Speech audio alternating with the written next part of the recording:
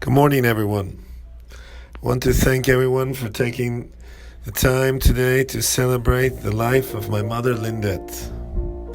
So I've thought the last few days, I wanted to try to give a little bit of my reflections on whom Lindette was as a person. You might have had the chance to read in the last days that Lynn was born and raised in Waynesboro, Pennsylvania and Hagerstown, Maryland.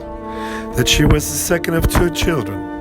That she earned several degrees in higher learning, even a PhD in vocational sciences and rehabilitation. What you might not know, though, is that she began studying this 3-year intensive PhD program with students ages 25 to 30 years old at the age of 53. 53.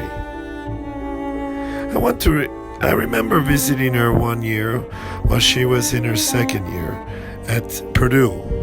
She didn't live in a dorm. She had a small one-bedroom apartment. She even had sold her car to have a smaller, less conspicuous car. I remember we went to the Purdue Notre Dame game together and sat in the student section. Not because I was a student.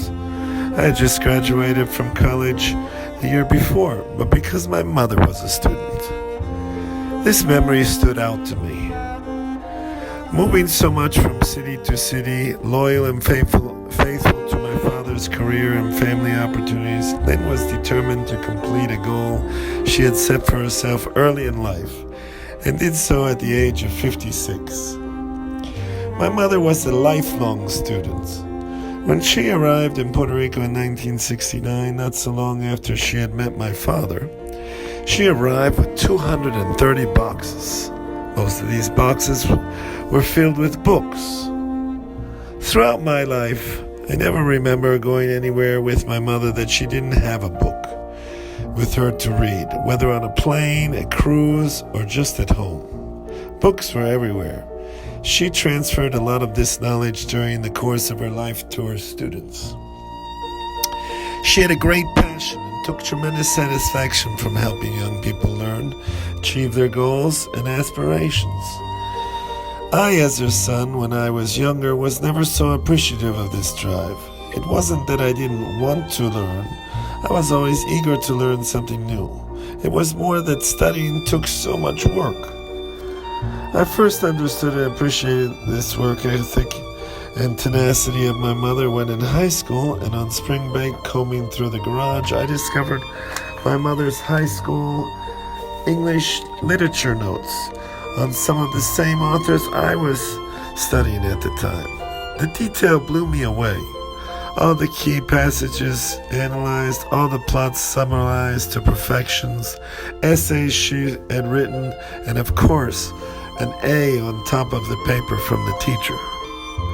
When I returned back to school and shared them with some of my friends, they begged me to borrow them, as they had never seen anything so well written and analyzed. With a new appreciation for my mother's writing skills, I enlisted her help on an 11th grade history paper, which I was having trouble with. She gladly volunteered, and when I received it back, it was no surprise that not only did I get an A, the teacher remarked how improved my writing skills had become. Not letting a good thing go to waste, I implored her assistance writing my essay for my application to the one college I aspired to get into. When I received the letter back from the school, my dad opened it while we were on vacation together.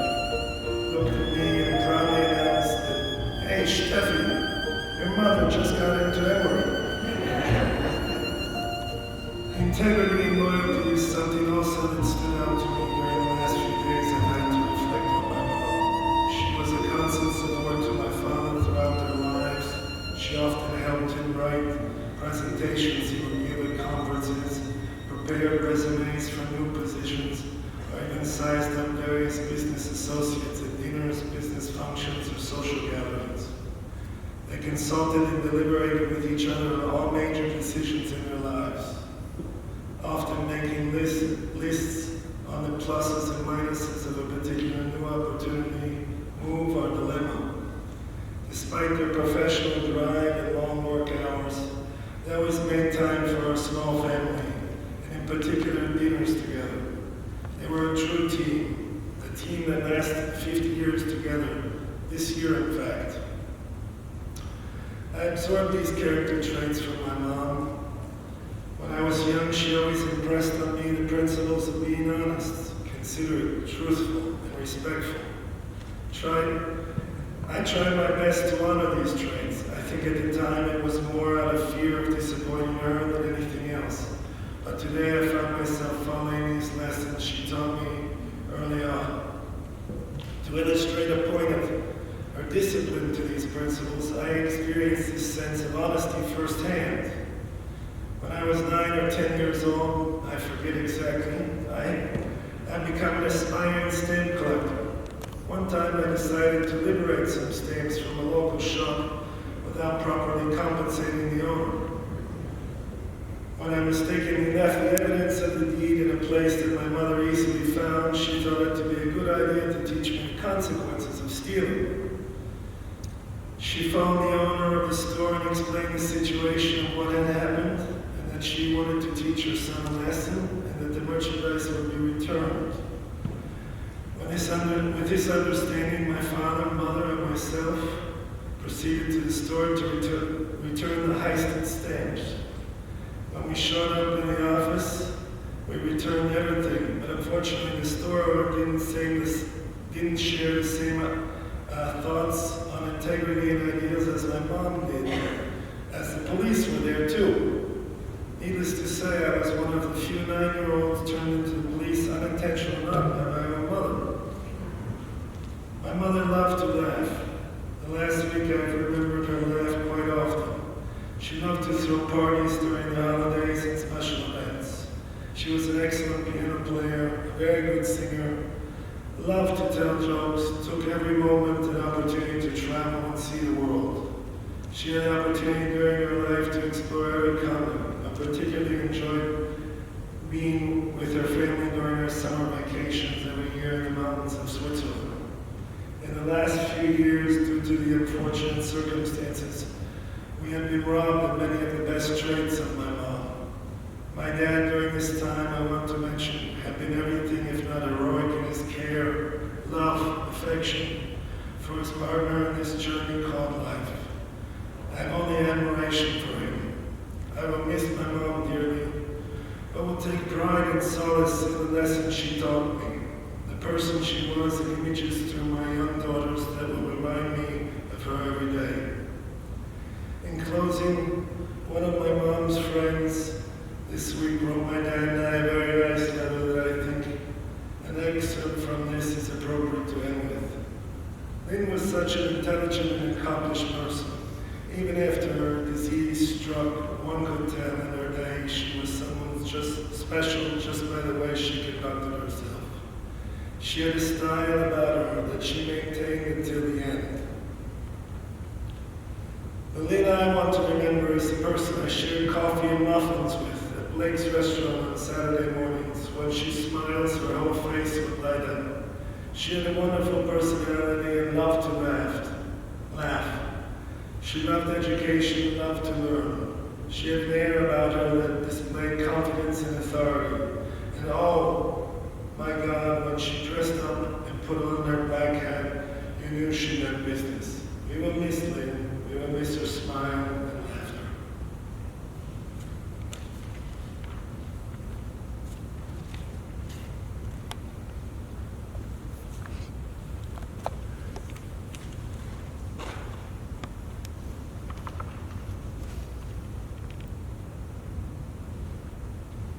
Chris is a little taller than I, so I'll get on board. Tony, Lynn, and Chris moved across the street from me in 1987. So we've been friends for many, many years. The earrings and piano playing today are a gift from her. Lynn was a very brilliant lady, and I always enjoyed listening to her talk about her years growing up, her life, her achievements, which were many for women really not were acknowledged for their accomplishments.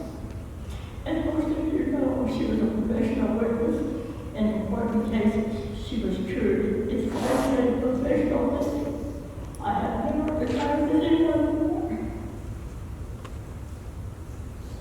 On the lighter side, I she was a little bored, so she decided she would get facials.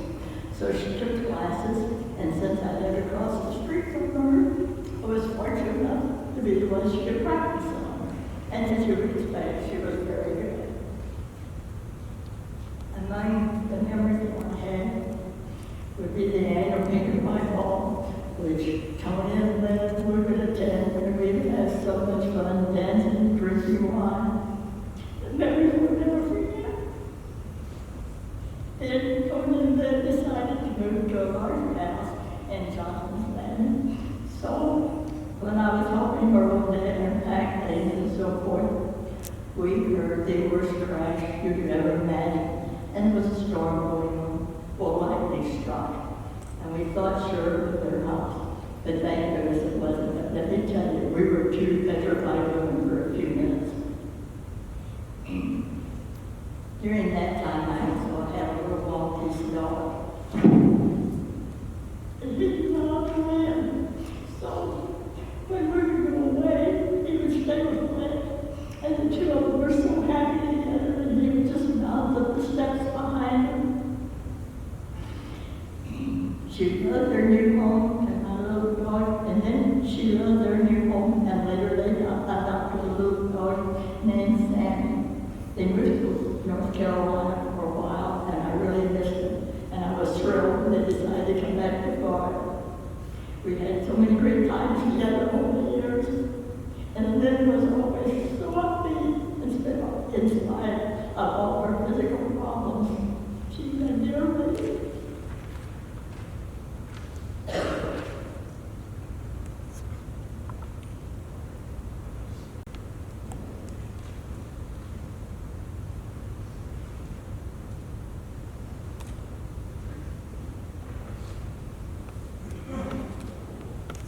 Thank you, Chris. Thank you, Mary. We gather this morning to celebrate life. We call this service a celebration of life, which is more than just the life of an individual. It's the life that we share as God's people, as God's family, the abundant and eternal life that we have all been called to, that it begins in this life and continues in the life to come. But in the midst of that life, there's a paradox. And the paradox, of course, is that we really only appreciate the abundance of life in the face of the vulnerability of death. We really only know the brilliance of the mountain when we walk through the darkness of the valley. We really only come to see the joy of what we have when we're in the midst of the despair of loss. And so we gather in that paradox, in that place of tension and uncertainty, celebrating life and grieving loss, walking in the light and acknowledging the darkness of the valley. And in the midst of that, which is not just on a day like this, we encounter that paradox every day of our life. We need each other. We need a source of orientation and direction in our lives. And over the past week or two, as I've met with Anton and Chris and Arlene and read the obituary which describes Lynn's life, there's one phrase that continues to touch me deeply. And it's the phrase that describes Lynn as a compass in life to those around her. And I think what an amazing description for a person who obviously had great accomplishments, leaves a profound legacy, and touched many lives, that she was a compass, someone who provided that orientation and direction in life. And as we gather here this morning, what continues on is that purpose and meaning in her life that is carried on through all of you, that you all are now the compass for each other. You all now are a compass for Lynn's family and friends. And I think it's appropriate that the reading this morning chosen from the Gospel of John is the reading in which Jesus describes himself as the way, as the one who orients our lives, as the one who gives direction and meaning and purpose for us. And so as we remember Lynn's life and her purpose as a compass, one who brought orientation and direction, we carry that on in her name, but also in the name of the one who gives each one of us life, the one who gives each one of us purpose and meaning. And this paradox, as we live it out, is one that ultimately leads us to a place of hope, and a place of light, and a place of joy. Many years ago, when I was a student at Virginia Theological Seminary, I would take walks around the cemetery. And just outside the gate of that cemetery was an old stump of a tree that obviously had been cut down many years before. And I would often wonder what that tree looked like, its life, its purpose. But all that was remaining was that old, dry, dead stump. And year after year, I'd walk past that place until one year, to my surprise, in the middle of that dry, dead stump was the shoot of a new tree. Out of that place of despair, out of that paradox of life and death, something new was springing forth. And every year I'd go back to that cemetery and walk past that stump, and that sapling got bigger and bigger and bigger until ultimately it overcame the dry, dead stump that once was. Life overcoming death, joy overcoming despair, hope overcoming loss. And so I leave that image with you this morning as an image of hope, as an image of encouragement, that even in that place of disorientation, even in that place of paradox, there remains the promise of hope. There remains the promise of life. And you all are those compasses for one another and reminders of that truth that is yours in Jesus Christ. Amen. Give rest, O Christ, to your servant and your saints, where sorrow and pain are no more, neither sighing but life everlasting. You only are immortal, the creator and maker of mankind, and we are mortal, formed of the earth, and to earth shall we return.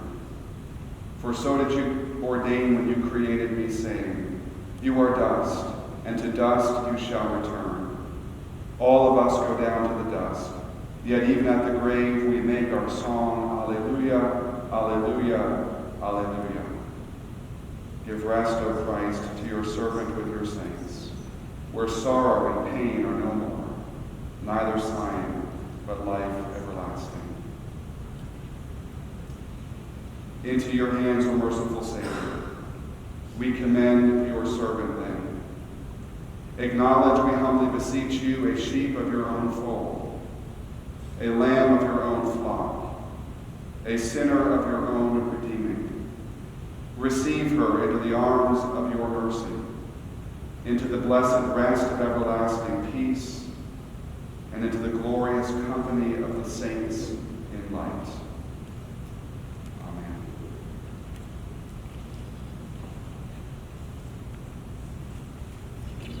And now the Lord bless you and keep you. The Lord make his face to shine upon you and be gracious unto you. The Lord lift up his countenance upon you and give you his peace.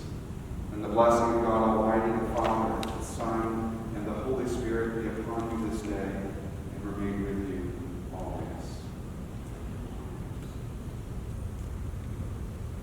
Please stand.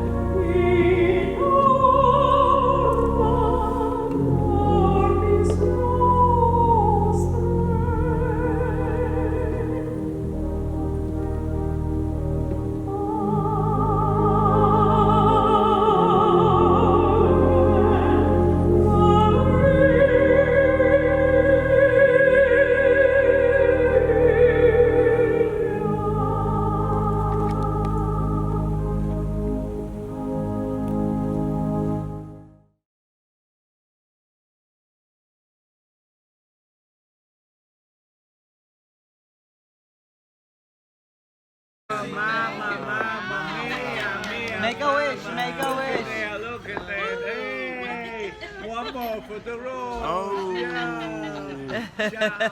Oh. Thank you. Eno, what does Papa say? No,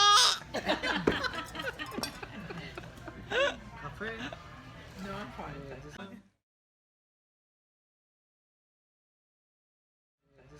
Happy birthday to you and many more. And tonight you have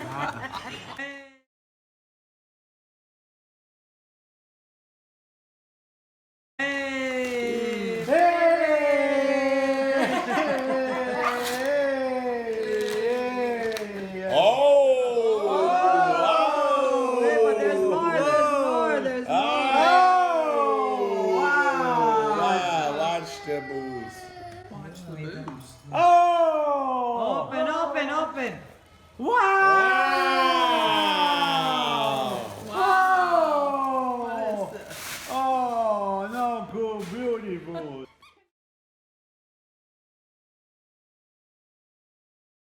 Can you stop it, please? It's not yours, it's mine. No, they're for the dog. Yeah, puppy. You call me a dumb goat. Yes. Look here, your husband is taking your gift away. Come here. No, don't stop it.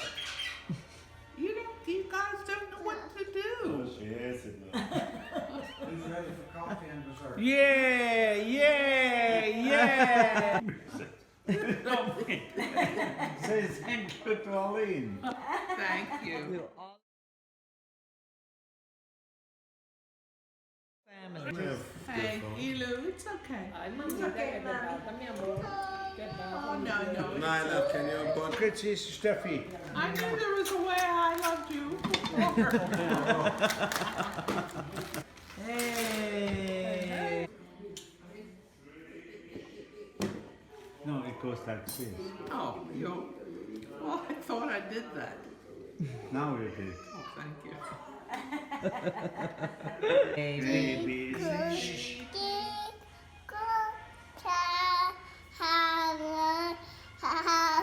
I wonder how you are.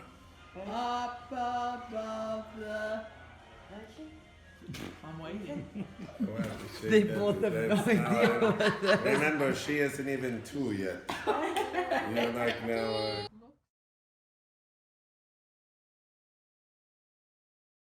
Looks and gets a kiss. Oh. Lima dear knows what this is. Yeah? Aquí, Yes. There. Wow. go Wait a minute. there. See? Did. Worked. Huh? Wow. Oh, his kiss. Oh, can you give grandmother a kiss? Come on. Oh, good.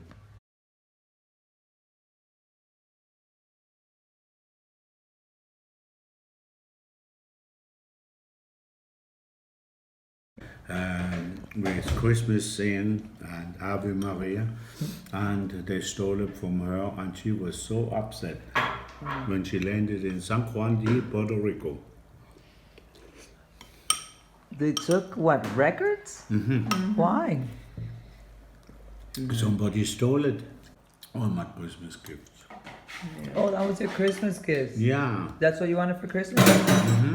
What record specifically? Or the Ave Maria.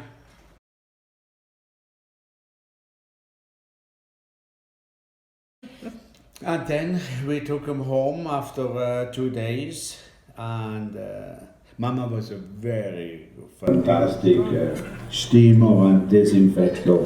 She had a great idea. She says he has to be clean. I have to wash it. Yeah. And she was just there to take the rubbing alcohol and put it in his penis. That was a mistake. I didn't realize. And the last minute, I rescued him from that torture because I made a comparison. I said, should we put some in your vagina? He says, I don't think so. I said, oh, I don't ever clean his penis with alcohol, rubbing alcohol. I didn't have any situation. But she kept on steaming and very good. And then all the others, Maria from 6th, 5th Avenue, which you met, with the grey hair, selling handbags. Yeah. Oh, she was happy because she came in a fur coat, very nicely dressed, very high society, and this is his Swiss mountain von Trapp family mama who was selling handbags. And she says, this was your girlfriend? You sure make out like a bandit with me. That's so cute. Hey, mama, that's you. Yeah. Yeah, that's me.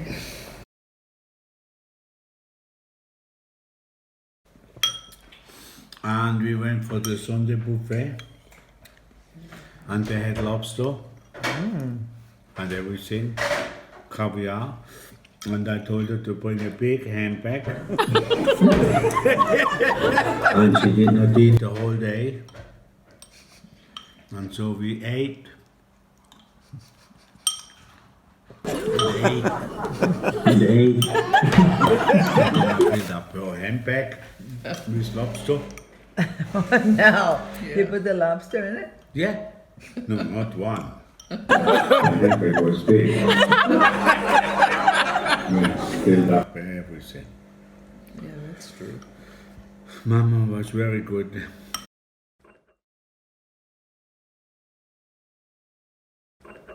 And we were out very much. With a beluga. Let's go. It is so funny. Yeah, when you look back, I mean, It was good. yeah. I said, you want this one, the blonde one, or put the black one on? No, you had Yeah. different color wigs? Yeah. She had a blonde. She looked really like a blonde machine. No, you were very good. Yeah, most of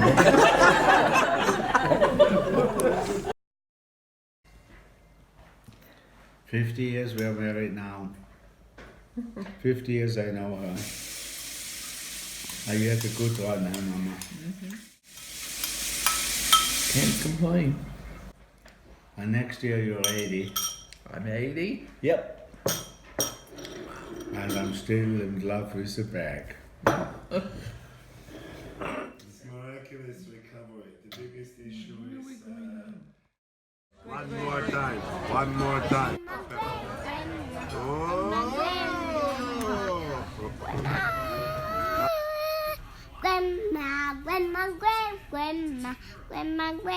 Grandma.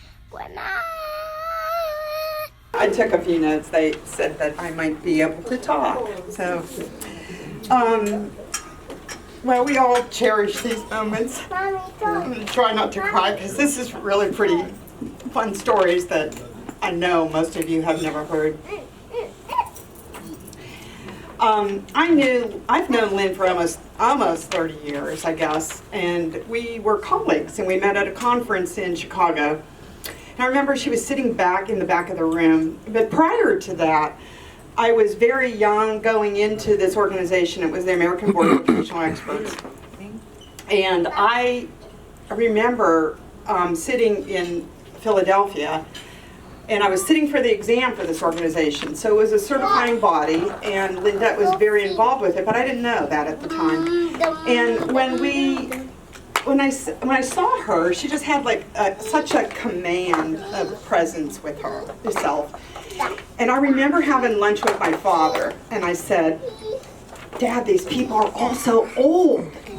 And he said, "Don't let that intimidate you. Let them be your mentors." And she was probably one of the best. I mean, I owe my career to her. She taught me a lot, and I share many memories of our professional life together. So some of the stories that I'm going to share, besides our professional career, was pretty remarkable, and some I'm not even sure if Tony even knows.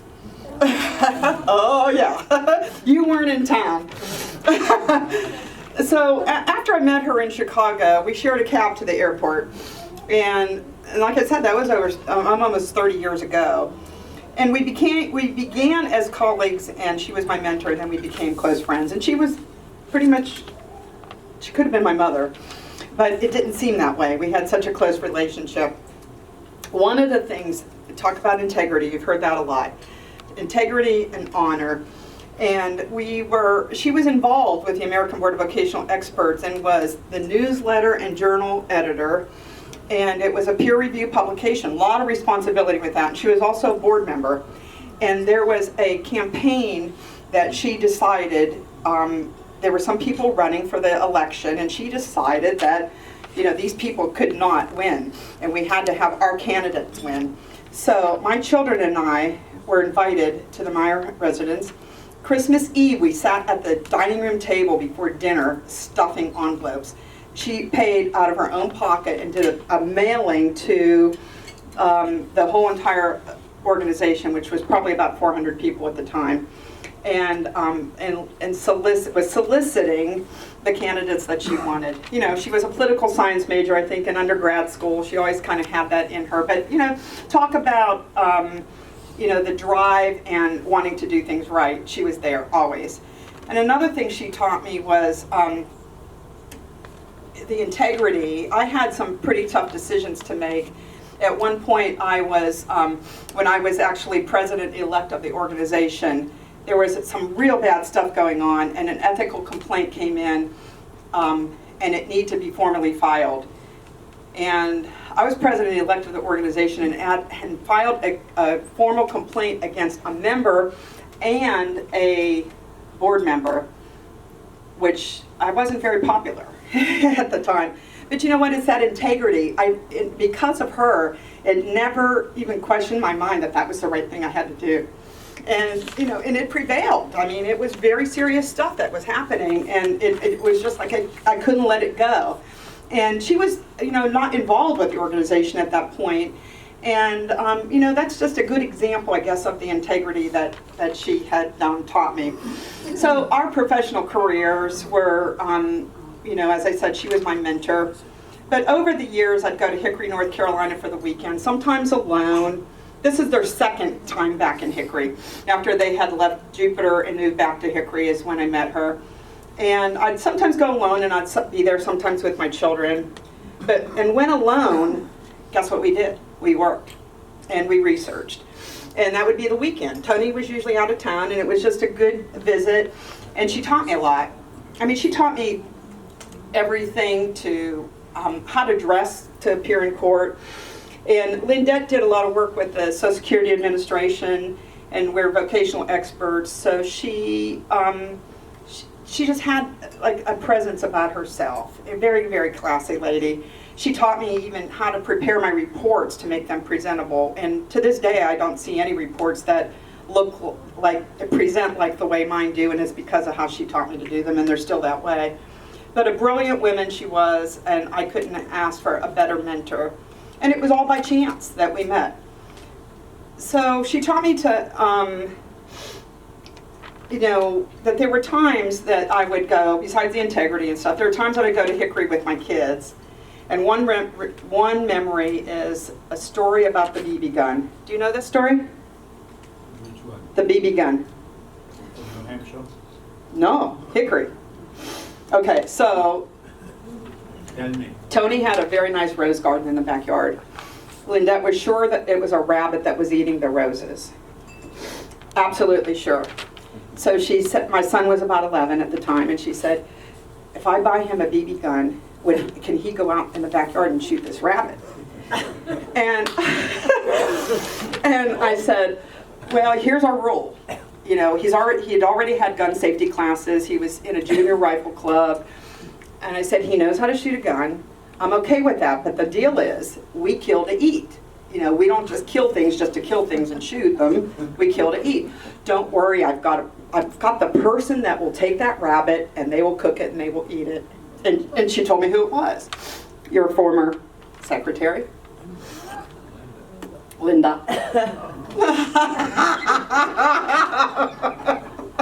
I know, it was quite comical.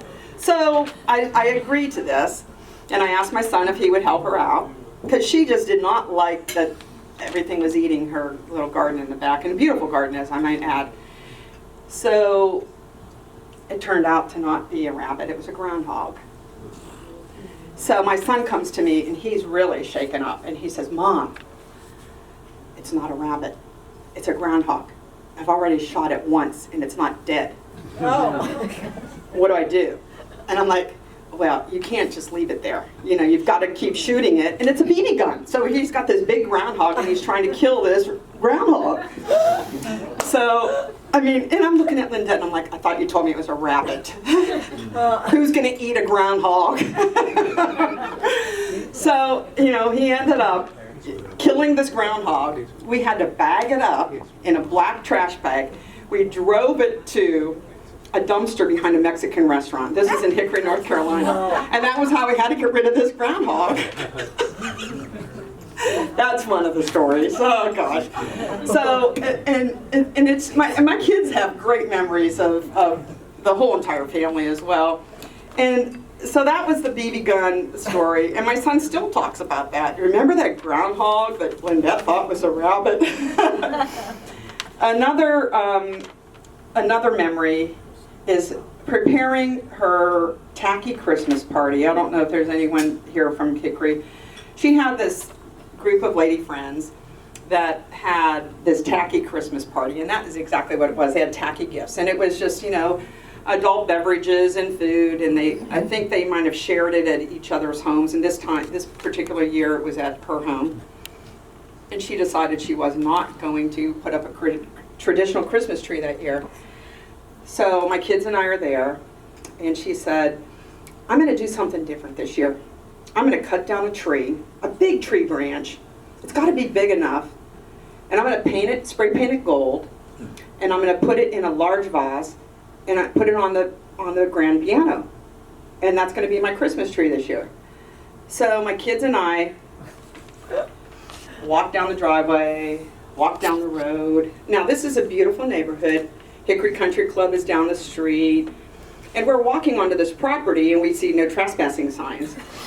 And I'm wondering, oh, don't worry, it's okay. And we go out into the woods, and we're walking around. Now, if any of you knew what a perfectionist she was, we were walking for quite a while till she found this perfectly right tree, that could be cut. When I say tree, it really was a small tree that had to have a strong enough base because she was going to put these large jesters on it for decorations. I'm talking, jesters that might have been a foot tall. And we went out and we found the tree or branch, and my son sawed it down, and we hauled back to the house, and it was beautiful. And she did exactly what she wanted to. So she had a very, very creative side to her. Besides the piano playing and the singing, she was just very creative, very crafty, very artistic. And, we accomplished her goal. The next time I went back with my children, my son said, are we going to have to go out in the woods and cut a tree down again? So, those are just some of the fond memories and the fun times. And there's just many, many more. And I think that, including even spending time with a family in Patrocina, and, just the memories that will never be taken away from all of us that are here. That's it. My family really appreciates everybody. I know it's Saturday, but at the same time, it's been really nice to share everything with our close friends. Some of you have come quite a distance. Alan, Mati, Brooke, not so far now that you're in New York. But it's we very much appreciate. And Cindy. Cindy, of course. But no, it's been very special for us and for you to spend the time today with us. And we'll appreciate that and remember that for all our lives.